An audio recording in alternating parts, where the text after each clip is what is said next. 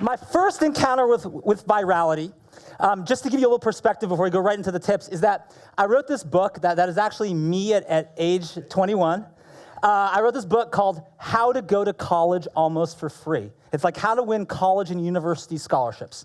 And I self-published 5,000 copies. They were delivered to my parents' garage, so my parents had to park outside. They wanted their parking spots back. And I had the situation, okay, how do I find these books a home? I thought writing the book was the big part, but now it turns out, no one knows about the book. So I started looking at how can I get people talking about this book? And we're going to do some things that I'll talk about today in terms of like, how do I give a time trigger? How do I get people talking right now, today, not tomorrow, not next week, not next month? What compels them to talk about it today? And I started looking at that. And so this book became the best-selling book about colleges and universities in the world. We sold 2.5 million copies worldwide, and was like, okay, there's something to this. How can we get more people talking? And then the second time I sort of encountered this was, how many people have heard of a program called Startup Chile?